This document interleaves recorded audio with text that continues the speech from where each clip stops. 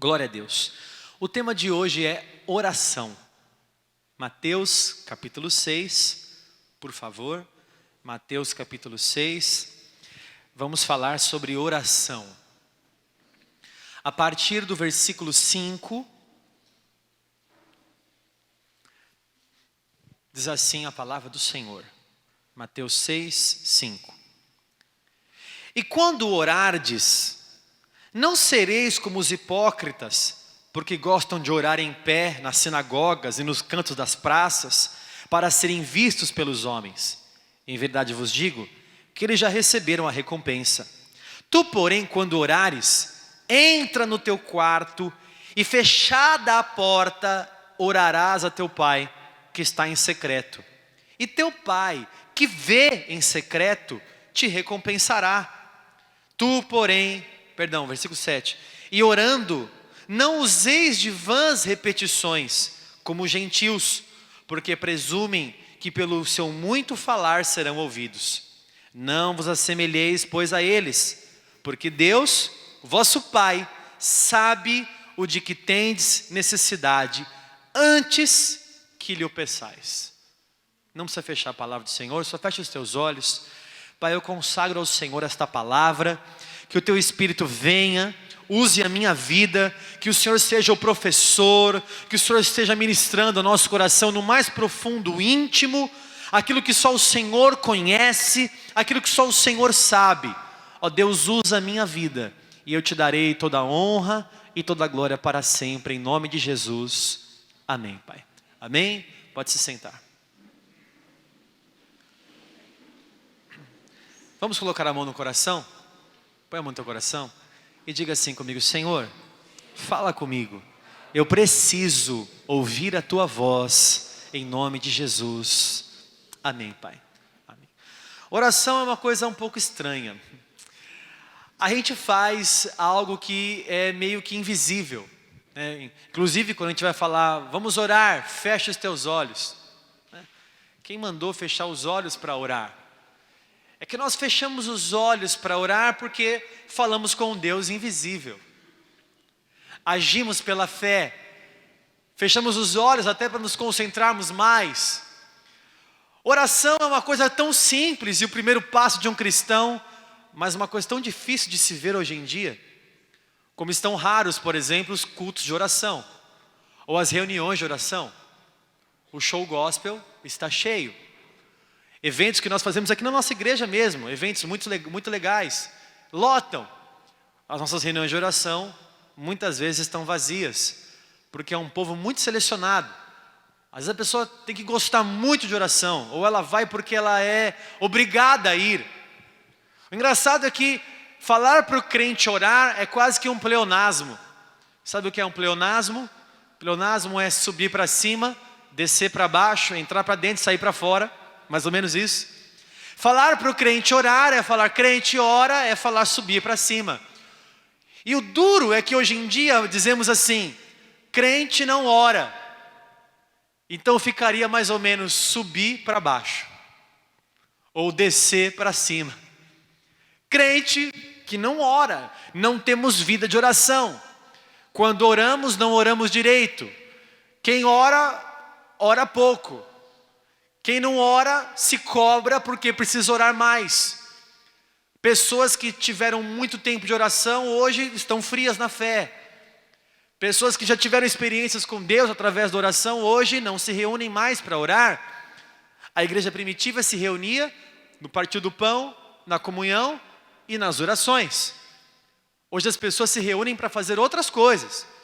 Até para comunhão, a gente se reúne muito para comunhão, né? Vamos comer uma pizza, vamos pegar um cinema, vamos fazer alguma coisa, mas nos reunimos pouco para orar. Pensa comigo, irmãos, nós somos irmãos de uma igreja. Quando foi que você ligou para um irmão e disse assim, vamos nos reunir para orar? Posso ir na tua casa para eu passar uma meia hora aí? Para quê? Geralmente é assim, vem assistir o jogo, vem comer uma pizza, vamos sair para passear. Por que então não nos juntamos? Como casais, como jovens, como mulheres, como amigos, como igreja simples que nós queremos ser, que eu possa ligar para o meu irmão e dizer assim, vamos orar por um tempo, você não tem tempo para a gente orar junto? e nós lemos uma palavra e vamos orar e clamar a Deus pela minha família, pela sua família, pelo meu casamento, pelo seu casamento, pelas nossas finanças, pela igreja, pelo bispo que ele está precisando. Será que a gente é tão crente que a gente quer saber tanta coisa? A gente sabe de tanta coisa, irmão. Se eu ministrar aqui para você o vale de ossos secos de Ezequiel, você sabe cada passo. A gente fala de tantas coisas assim, às vezes tão elevadas, sendo que a primeira coisa talvez não estamos fazendo. E talvez quero ensinar você algo teológico, porque a teologia, nós amamos teologia, mas de repente o mais simples é falar para você, vamos orar, fecha os teus olhos, abaixa a sua cabeça, fale com Deus, seja sincero. Geralmente quando a gente vai orar é uma hipocrisia lascada, e é isso que eu vou falar começando esse culto. Porque Jesus começa a divertir as pessoas assim, olha, quando você orar, não fique em pé mostrando para todo mundo. E a palavra que nós lemos aqui diz que eles eram hipócritas. Ele diz assim, versículo 5, e quando orardes, não sereis como os hipócritas. Ou seja, aquilo que nós falamos não é o que eu quero falar. O que eu falo com Deus, na verdade, não é o que eu estou sentindo. E como fazer para Deus cara de mentira? Eu sei como você era quando você era criancinha. Foi você, fulano? Eu? E tinha vezes que você conseguia enganar o seu pai e sua mãe com a sua cara de mentira, né? Imagina, tal. Você pode enganar seu pai, sua mãe, sua esposa, seu marido, seu filho, seu bispo, seu líder. Mas Deus você não vai enganar. Como chegar a falar com Deus alguma coisa que Ele sabe antes que eu fale. Como falar e orar a Deus com um Deus onisciente. Confessei uma coisa pela manhã e me sinto obrigado a confessar aqui de novo. Confessa ou não confessa? Acho que eu não vou confessar. Confessa. Você quer saber meu pecado, né, irmão? Fala, bispo, fala. Que a gente vai sair espalhando, né? Mas ontem a gente foi jantar. E eu disse para o bispo Luiz Henrique, ele falou, olha, eu escrevi já 11 livros. Eu disse para ele, inveja é pecado? Aí ele disse, inveja santa não. Eu falei, bispo, olha, começa uma obra, tem umas que estão 99% prontas, eu não concluo, não é nem falta de dinheiro, é também falta de dinheiro, mas não é só isso, eu não consigo concluir e tal. E ele, não, vai que o livro é um filho teu, me incentivando a escrever, alguns livros que eu tenho já, quase prontos. E eu fui embora e disse para a pastora Vanessa assim, amor, vou te revelar uma coisa que eu faço antes de começar a escrever os livros. E eu preciso me converter, amor. O que é? O que você faz? Bom, na hora que eu vou orar, eu não posso ser hipócrita com Deus, não é? Então, eu tenho um sonho de ter um livro. O sonho é meu. Eu acho glamuroso, eu acho bonito. Olha, esse é meu livro. É o meu. Então quando eu vou orar, como é que eu vou orar a Deus se eu não sou sincero de falar com Ele? Então eu começo a orar, Senhor, abençoa a minha escrita aqui, abençoa a minha mente, meu coração, para que eu escreva a Tua palavra. E Senhor, porque esse livro não é para Te glorificar, esse livro. Esse livro, Senhor, é para abençoar. Não é, Senhor. Esse livro é para mim, sou eu que quero esse livro. A verdade, o que adianta eu falar que eu quero um livro para poder glorificar o Teu nome? É mentira, eu quero esse livro para mim, eu quero ter um livro, eu quero chegar aqui e falar, olha o meu livro. É isso, Senhor, é isso, essa é a verdade. Então quando você vai falar com Deus, eu não posso ser hipócrita em falar com Deus. E gente, acabou com esse negócio de você chegar diante de Deus. A gente é tão hipócrita. Quando a gente vai falar com Deus, a gente muda até a voz. A gente está falando normal, de repente, aí Deus fala, poxa, quem incorporou aí? Poxa, né? Muda a voz, faz careta. Meu pai! A gente quer mudar, fazer caras e bocas e mostrar a alguém que Deus sabe que nós não somos. Então quando eu for chegar até Deus, eu vou falar com Ele com toda sinceridade, sem hipocrisia. Versículo 6, ele disse assim, quando você orar, você entra no teu quarto e com a porta fechada, fale com Deus. Tem um momento com o Senhor de intimidade. Quem já assistiu aquele filme O Quarto de Guerra? Levante a mão. A gente admira aquela moça, moça de fé. E por que você não tem um quarto? Ai, como eu queria ter um lugar para colocar aqueles post-its, aquelas frases. Como eu queria ter meu quarto. Irmão, arrume. É que eu não tenho um quarto daquele. Nem os sapatos que ela tinha naquele guarda-roupa. Não, mas você pode arrumar um cantinho na sua cama. Você pode arrumar um cantinho no seu trabalho. Você tem que ter um lugar que você vai falar com Deus e o Senhor fala, olha, Senhor, esse é o lugar que eu tenho de intimidade contigo, e fechada a porta, fale com Deus que em secreto te vê. Ele diz assim no versículo 7, e orando, não fique repetindo, Senhor, Senhor, Senhor, Senhor, Senhor, Senhor, Senhor, Senhor, Senhor, Senhor, Senhor, Senhor, Senhor, Senhor, não adianta. Não é pelo muito falar que você vai ser ouvido, e nem com vãs repetições. Versículo 8 diz assim, nós não somos como gentios que fazem essas coisas, porque o vosso Pai sabe o que você precisa antes que você peça. Aí essas coisas ficam um pouco na minha cabeça. Se Deus sabe o que eu preciso, por que eu tenho que pedir, meu? A oração é uma coisa muito estranha, mano. Muito estranha. Se Ele sabe o que eu vou falar antes de falar, então eu não preciso falar. Parece? Se Ele sabe o que eu preciso, por que eu tenho que pedir? Você já imaginou isso, Senhor? Se o Senhor sabe da minha necessidade, por que eu tenho que orar? O Senhor sabe o que eu preciso. Posso orar como Ezequiel então. Senhor, Tu sabes. Aí Deus fala, não, quero que você peça. Por que eu tenho que pedir? Se Deus sabe o que eu preciso. Ou então que eu te estou orando, Senhor, o Senhor não sabe, o Senhor não está vendo? O Senhor não sabe o que eu preciso? Às vezes com uma revolta com Deus. Senhor não sabe o que eu estou precisando? Sei. Então por que você tem que falar? Porque Deus, Ele não entra na vida de ninguém sem ser autorizado. Deus não é entrão. Deus não vai sair entrando na vida dos outros aí para fazer o que Ele quer fazer, senão Ele vai acabar com o livre-arbítrio. Ele chega e fala assim, sai daí, você precisa disso aqui, eu vou te dar isso aqui e tal, você não vai fazer mais isso. Então Ele espera você pedir. Eis que estou à porta e bato. Se alguém ouvir a minha voz e abrir a porta, eu entrarei em sua casa, cearei com ele e ele comigo. Abre a porta e eu entro. Peça. Engraçado, Jesus encontrava uns cegos. Senhor, filho de Davi, tem misericórdia de mim. Aí Jesus chegava perto do cego e dizia para ele assim, o que queres que eu te faça? Acho que o cego pensava, o cego aqui sou eu ou é você? Você que é cego também, você também é cego? Você não está vendo? Quem não está vendo sou eu.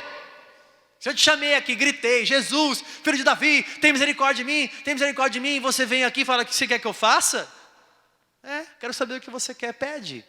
Não tendes porque não pedes, e quando pedes, pedes mal. Aí que eu torne a ver, então recebe a cura. Jesus chega num tanque de Betesda, o homem está lá há 38 anos. Aquele tanque tinha águas que eram agitadas por um anjo que descia em certo tempo. A tradição judaica fala que ele descia de ano em ano. E o primeiro que entrasse naquele tanque, em João 5, sarava de qualquer doença que tivesse. Então quem estava naquele tanque é porque estava ali buscando uma cura.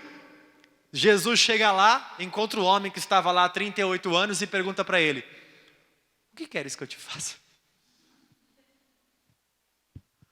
Poxa, se eu estou aqui no tanque, se você é onisciente, mesmo fala que é onisciente, sabe de todas as coisas, por que é que eu tenho que pedir? Por que é que eu tenho que falar? Por que é que eu tenho que fazer? Porque Deus quer ouvir da sua voz.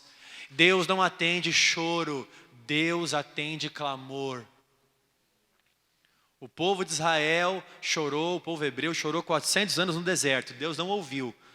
Quando ele ouviu, ele responde assim, eu ouvi o clamor do meu povo.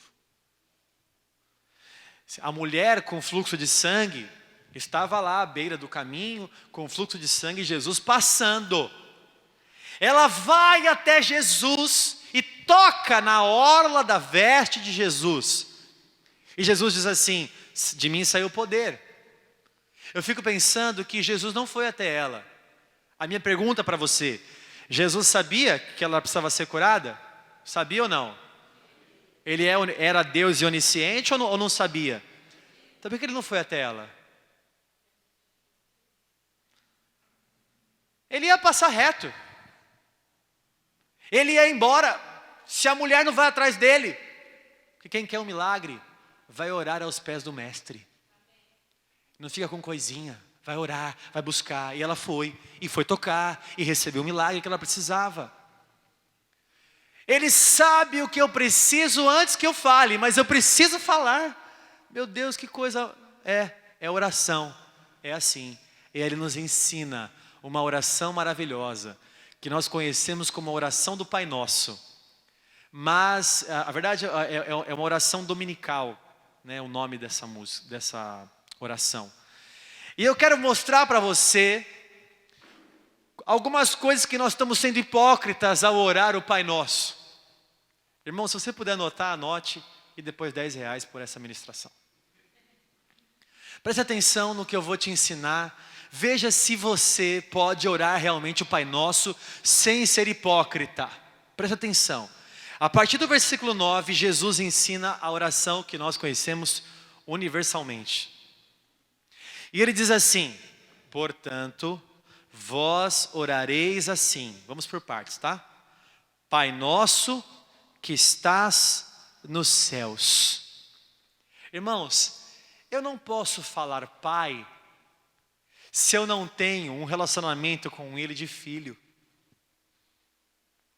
Pai, ele fala: que pai? Você é meu filho, você me obedece, você tem o meu DNA, você tem as minhas características, você se parece comigo. Você nasceu de mim ou nasceu da carne? Você já nasceu do Espírito ou você é nascido do mundo? Você é o meu filho com um relacionamento íntimo? Ou eu sou uma pessoa distante? Porque o Pai, Ele é uma pessoa próxima. Pai Nosso, que Pai? Um Pai que você não vem me ver, um Pai que você não fala, um Pai que você só pede dinheiro, um Pai que você não vai na casa dele. Que Pai? Será que eu posso orar Pai? Será que eu estou sendo filho? O filho amado do Senhor? E o silêncio para na igreja. Senhor, eu quero me apresentar a Ti então como um filho amado, um filho que obedece ao Pai, que se parece com o Pai, que anda junto com o Pai, que tem um relacionamento tão íntimo com o Pai, que fala abertamente com o Pai, que confessa seus pecados ao Pai, que pede conselho ao Pai, que é ensinado, direcionado pelo Pai, que é formado pelo Pai. Eu só posso falar Pai se eu tiver um relacionamento com Deus de filho. E só posso falar nosso, Pai Nosso, se eu entender também que o mesmo Pai que é o meu é o teu e que você é meu irmão. Eu não posso falar nosso se eu acho que o Pai é só meu e não teu. É muito importante isso, porque a hora que eu vou orar a Deus, parece que a oração é só para mim e vira uma oração egoísta. Pai meu, porque a bênção que eu peço é só para mim e não para nós. Aliás, eu vim no culto buscar o meu Deus. E o seu irmão, que ele se lasque em nome de Jesus. Eu vim buscar o meu e não o nosso. Você que busque você. Aliás, a bênção que eu estou pedindo é para mim, não é para outros. O que eu estou pedindo agora, Senhor, é para mim. Eu quero um carro. Para quê? Para esfregar na cara da fulana que eu tenho um carro também. E quando eu passar no ponto de ônibus, eu vou dar uma buzinadinha. Pipi, viu? Estou indo para o mesmo lugar que você e não vou te levar. Eu estou pedindo um milagre para mim. E é tão egoísta os nossos pedidos, nossas orações, que eu não estou tratando a minha oração como nossa oração. Eu não estou no mesmo propósito da igreja. Eu não estou orando em concordância com os meus irmãos. Eu não estou orando em concordância com a minha família. É a minha oração, é o meu Pai, é do meu jeito. E eu não posso falar nosso porque eu não trato você como meu irmão. Porque irmão Tem relacionamento de irmão. Meu irmão operou esses dias. Eu tenho um irmão que chama Taylor. É o Tarles e o Taylor. Nomes lindos. Tô brincando. Ele operou esses dias. E ele, como é que foi? É assim que a gente faz com o irmão. E aí, operou? Tá doendo? Desvio de septo, né? Carne esponjosa. Tá doendo e tal. E aí a recuperação? Dá aquela brincada, né? E aí, ficou maior, tal?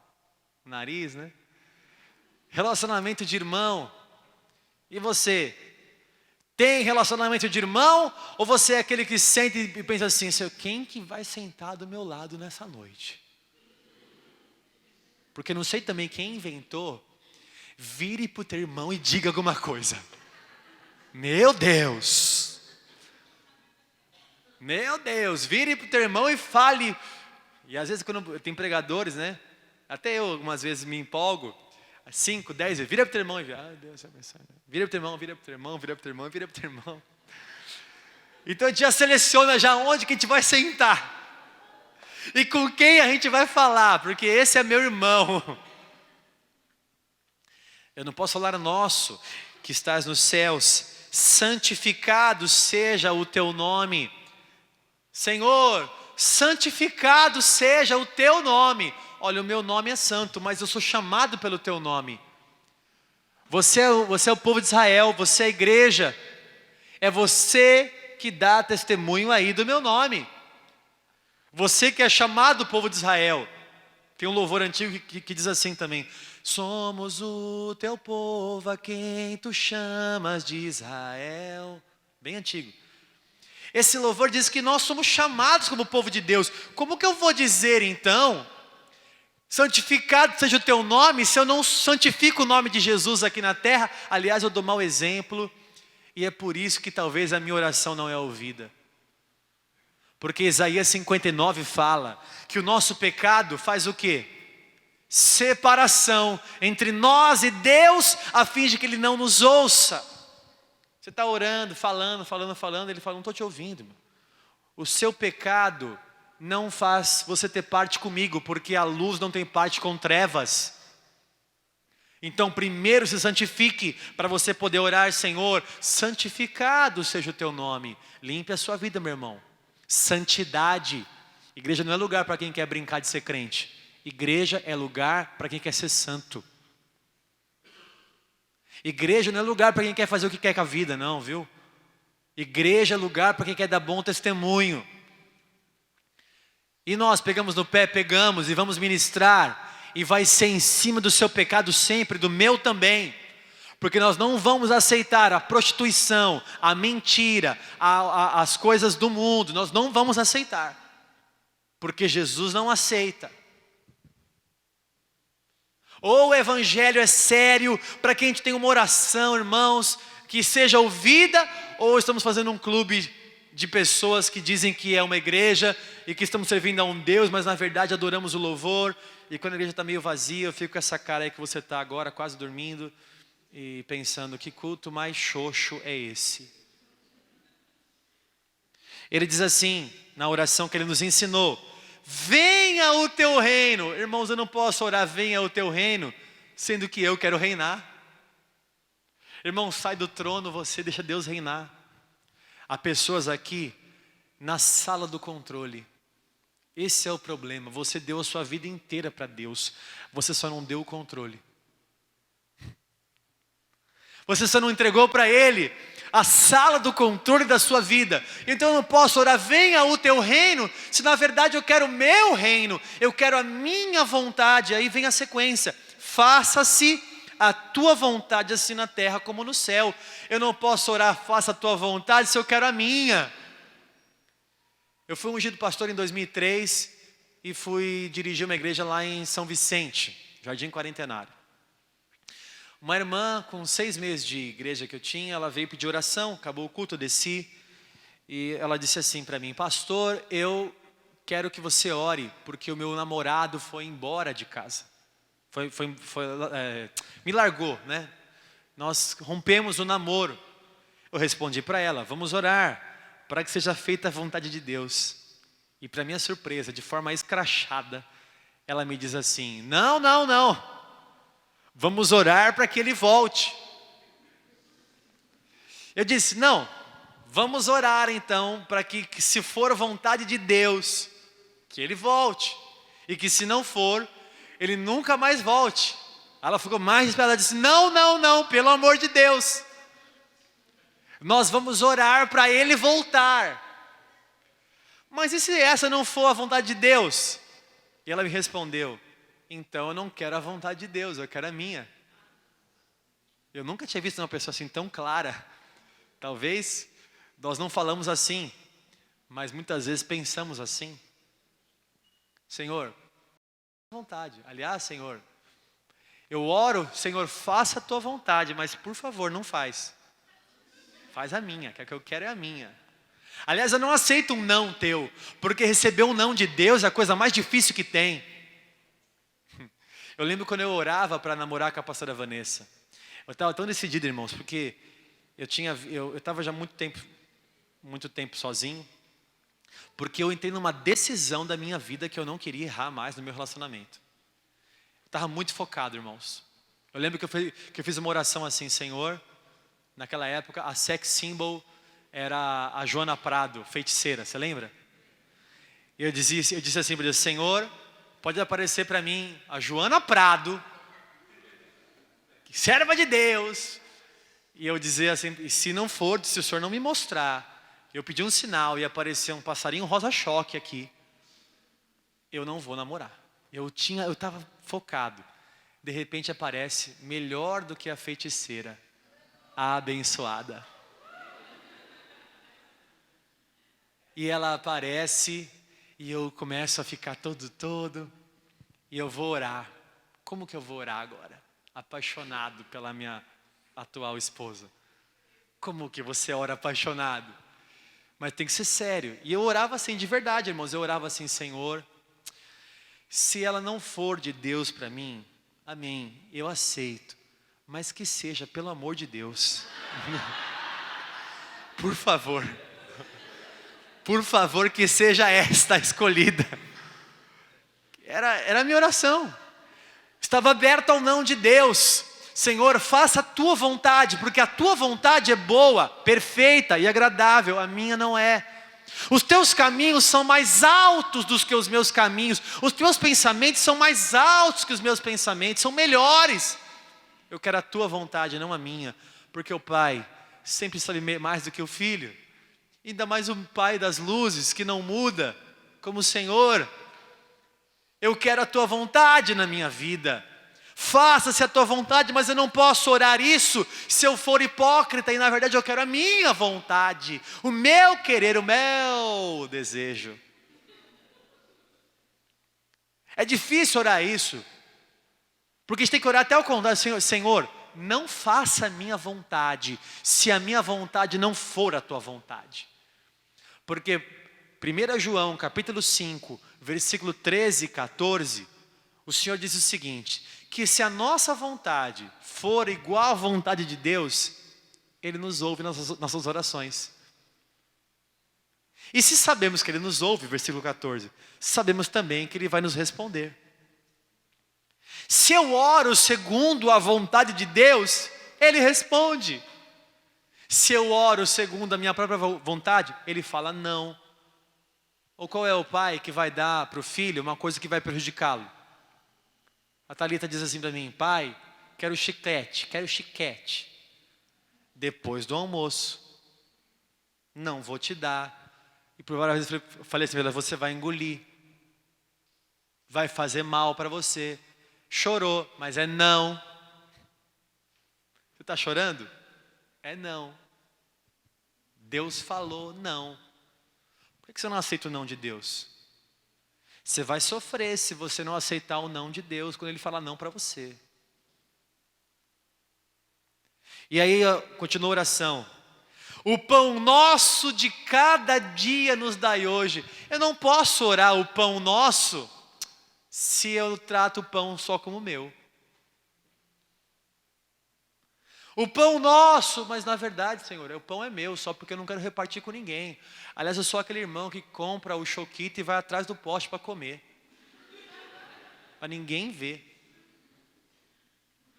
Não, realmente dá uma raiva, né, irmão? Você abre o chocolate, aí por educação você fala, você quer, mas por dentro ela fala assim, não pega nem um pedaço.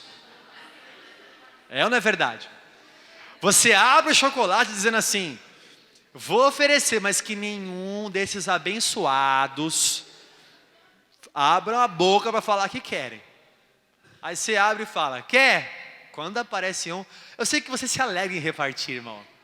Há uma alegria no teu interior, assim. Mas na verdade não só chocolate, mas quantas coisas que nós pedimos só para nós, como eu falei, e o suprimento que a gente recebe é só para a gente é tão egoísta numa oração que Deus não vai responder. E eu digo assim ainda, o pão nosso de cada dia. Eu não posso orar o pão nosso de cada dia se eu não confio que todo dia o Senhor vai me prosperar. Senhor, já me dá o do mês todo, porque e se amanhã o Senhor não me der? Já me dá do de 3 meses, porque vai que o Senhor não é Deus amanhã. É engraçado que o povo de Israel estava no deserto, eles acordavam e viam o orvalho caído na terra, todo dia pela manhã. E aquela terra com orvalho, quando o orvalho evaporava e secava, ficava como que escamas brancas sobre a terra, que era chamado de maná. Escamas brancas, eu imagino que seja como aquele fritopan, aquele mandiopan. Lembra daquele mandiopan? Não lembra? Não é da sua época? Você não sabe de nada. Você vai comprar um mandiopan. Você colocar igual uma pipoca, você coloca e vai... Fica uma escama branca assim, não é? E eu imagino, né? Esquece isso, mas é coisa da minha cabeça. Não vai para essas coisas. A cabeça... O campo ficava cheio daquilo. E Deus falava assim para eles, vá colher o maná. E eles tinham que pegar. Aquele que era espertinho pegava mais para guardar para o outro dia. O que acontecia com o maná? Estragava, embolorava, dava bichos e cheirava mal. Se eles pegassem um pouquinho a mais para o outro dia, irmãos, eles tinham que acordar no outro dia. E no outro dia Deus tinha que continuar sendo o mesmo Deus, o Deus da provisão. E eles tinham que acordar no outro dia e falar, de novo Deus vai me prosperar. De novo Deus vai fazer. Ele vai continuar sendo Deus amanhã e amanhã, porque é o pão de cada dia. E o mais legal, para você ver como é a mão de Deus, no sábado, da sexta para o sábado, Ele dizia assim, vocês vão colher para a sexta e para o sábado, porque no sábado não vai ter maná. E justo na sexta-feira, o prazo de validade do maná era de 2 dias. Ele escolhia o maná e o maná no outro dia, no sábado, estava lá bonzinho, não embolorava, não fazia nada, porque Deus preservava. Deus é tão provedor, que quando falta, no outro dia Ele provê. E quando tem pouco, Ele preserva até a gente aguentar outro dia quando cair de novo. Nunca nos faltou nada, nem coisa grande nem pequena. O Senhor é o nosso pastor e nada nos faltará. Aleluia. Glória a Deus. Todo dia eu preciso confiar no Senhor. Uns confiam em carros, outros em cavalos. Nós confiamos no Senhor da nossa vida, que amanhã tem provisão para mim. Nos dai hoje. Essa é a parte mais fácil, acho que eu nem preciso ministrar esse versículo 12. Está na tela? Tá. E perdoa as nossas dívidas, como obviamente eu perdoo todo mundo. Me perdoa, como claro, mas coisa mais fácil. Está todo mundo perdoado, eu não tenho raiva de ninguém, não quero matar ninguém. Eu não posso orar, perdoa as nossas dívidas, assim como eu perdoo. Se na verdade eu estou orando assim, Senhor, não, eu perdoo fulano, mas recolhe, Pai, recolhe ele. Né? Ou então assim, Senhor, eu perdoo fulano, mas não dá para você pesar a mão, só dá uma pesadinha na mão, pesa a mão, pesa. Os discípulos falando com o Senhor, Senhor, quer que eu mande fogo do céu na cabeça deles? Podemos orar para cair fogo do céu? Jesus falou, de que espíritos vocês são? Eu escutei um testemunho maravilhoso de um pastor bem antigo. Eu não sei se é o pastor, eu não vou nem falar o nome para não errar, está sendo filmado aqui, vão me zoar depois, porque é tanto nome na minha cabeça. John Wesley, John Calvino, Agostinho de Hipona. É tanto nome assim que Jonathan Edwards, eu não consigo lembrar os heróis da fé. Mas um pastor que ganhou um herói da fé, o pastor do herói da fé, vamos dizer assim, ele morava numa cidade americana, e uma cidadezinha bem pequena, e ele encontrou um rapaz na rua que precisava de ajuda, e ele pegou esse rapaz e colocou esse rapaz para dentro de casa. Ele, a esposa dele, a família dele, acolheu aquele rapaz com uma hospitalidade. Aquele rapaz, eu não sei se ele era usuário, ele tinha alguns problemas e ele estava sendo evangelizado por aqueles pastores. E os pastores pegaram ele e colocaram ele para dentro de casa. Esse rapaz, assim que os pastores saíram, estuprou e matou a filha dos pastores. O pastor volta para casa e encontra a situação, a filha morta e tinha sido estuprada e morta pela pessoa que ele trouxe para dentro de casa.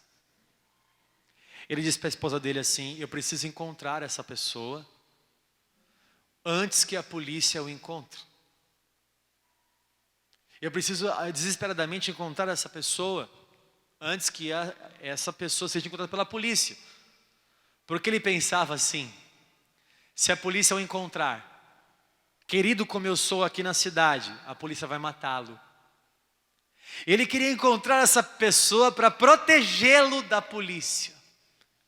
E realmente ele foi atrás dessa pessoa e encontrou essa pessoa antes que a polícia a encontrou. Quando a polícia chegou, ele disse: não faça nada com o rapaz, dê para ele um julgamento justo. E ele foi preso e julgado e condenado à morte. E o tempo inteiro que esse rapaz ficou preso, esse pastor foi visitá-lo todos os dias que ele ficou preso, levando a palavra e orando por ele. Esse rapaz foi para o corredor da morte, e ele visitando esse rapaz, até o dia que ele foi executado. E como que se estivesse combinado entre os jornais daquela época, como se tivessem um falado com o outro, nas capas dos jornais, uma frase: hoje conhecemos um cristão de verdade. Um homem que mostrou como Jesus fez. Um homem que conseguiu perdoar algo tão terrível que talvez nenhum de nós aqui conseguiríamos ter talvez essa capacitação do Espírito Santo de perdoá-lo, cuidar dele, evangelizar ele, visitar ele e orar por ele até que ele se convertesse. Ele se converteu na cadeia. E ele entregou a vida para Jesus e se arrependeu segundo a história. Só uma pessoa cheia do Espírito Santo poderia estar no outro dia na capa do jornal com a frase: hoje conhecemos um cristão de verdade. Porque cristão que quer enriquecer tem de monte. Cristão que vai na igreja para poder ficar rico tem um monte. Cristão que vai para poder melhorar a qualidade de vida. Agora cristão que vai aprender a perdoar e viver essa palavra e orar de verdade. Você vai orar o Pai Nosso de verdade: Senhor, perdoa as minhas dívidas que são imensas diante de Ti, assim como eu também perdoo aquele que me ofendeu, aquele que fez mal contra mim, aquele que eu falei nunca vou perdoá-lo, hoje você vai perdoá-lo. Aquele que você disse assim: nunca mais eu ligo para ele, hoje você vai ligar. Aquele que você falou assim: ele lá ou ela lá e eu cá, é esse. É esse. Para você poder orar com toda a seriedade e você poder orar com toda a verdade na sua boca, uma oração do Pai Nosso. Eu estou acabando, aliás acabou, né? Versículo 13. E não nos deixes cair em tentação, mas livra-nos do mal, pois teu reino, o poder e a glória para sempre. Amém. Eu não posso orar, Senhor, livra-me do mal, se na verdade eu me ponho aonde o mal está. Senhor, livra-me do mal, mas eu fico à beira do precipício. Livra-me do mal, mas eu fico quase caindo. Ele fala, então sai daí, meu filho. Livra-me do mal, então se livra também. Fuja da aparência do mal. Se mulher é o teu problema, fuja das mulheres. Se homem é o teu problema, fuja dos homens. É a pornografia, desliga a televisão, o computador, o celular. Saia. Não se coloque aonde você vai ser tentado. Não se coloque onde você vai, sabe que é uma armadilha de Satanás, achando que você é forte. Deus diz para você, livra-se você do mal. Eu te livro, eu te protejo, eu acampo anjos ao redor, mas olha, os anjos estão trabalhando com você, viu, irmão? Porque você está lá na beira do precipício. Eu não posso orar, Senhor, livra-me do mal, se eu me coloco no mal. E aqui diz assim, pois teu reino, o poder e a glória para sempre, amém. Na tua Bíblia, essa frase está entre colchetes? Tá ou não tá? Dá uma olhadinha aí, um adendo teológico, R$10 depois que acabar o culto. Aqui também tá, olha lá. Tá entre colchetes? Por quê? Porque esse trecho não está em alguns dos melhores manuscritos da palavra de Deus. Em alguns está, em alguns não está. Por via das dúvidas, os tradutores acharam melhor colocar aqui, porque não causa nenhum tipo de heresia e não muda nada da palavra. Dando a Deus a honra, a glória, o poder, o domínio, o reino, e dizendo amém, que é uma palavra que significa que assim seja. Eu não posso orar esse trecho, que talvez não está no original de Jesus. Eu não posso orar esse trecho, por exemplo, se eu não dou para Ele o reino, se eu não dou para Ele a glória, se eu não vou honrá-lo quando eu receber meu milagre. Eu não posso dizer, Senhor, Tu é a glória, se eu vou querer a glória para mim. Eu disse tudo isso daqui, irmãos, e nessa oração do Pai Nosso, para dizer para você uma coisa, mais do que tudo que eu ensinei aqui, porque eu ensinei aqui sobre hipocrisia, né? Mas mais do que hipocrisia, eu queria ensinar você a orar. Porque o problema do teu casamento é falta de oração. O problema financeiro que você está tendo é falta de oração.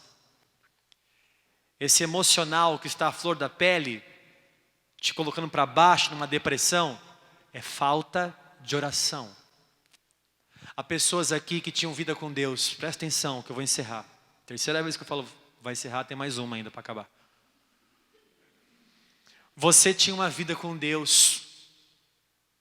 Você vivia em jejuns, em oração. Você não conseguia dormir se você não orasse. Você acorda hoje e vai trabalhar sem orar. E quem vai trabalhar sem orar é como se estivesse saindo de casa sem roupa. Você tinha momentos com Deus. É tão assim porque a gente tem momentos para tanta coisa. Não, tem momento para fazer isso, mas não tem momento para fazer as coisas de Deus. Tem hora para fazer tal coisa, mas não tem hora para orar. Sabe, irmãos, é você e Deus, você orar por você. Somente pregadores, eu fui ministrado essa semana com um pregador americano também. Ele dizia o seguinte, pregadores não oram por si, pregadores acabam orando só pelo povo.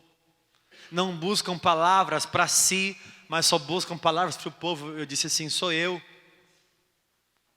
Porque a hora que eu vou orar, eu começo a orar, Senhor, abençoa a tua igreja, abençoa o teu povo está passando por problemas, olha os casamentos, olha os filhos, Senhor, olha as finanças do teu povo, e olha o que está passando fulano de tal. Aí eu pego um casal e começo a orar pelo casal, aí eu começo a orar por outro, eu começo a orar pelo altar, pelos ministérios e por tudo, e pela reforma e tal. E aí eu digo assim, Senhor, obrigado pela minha família.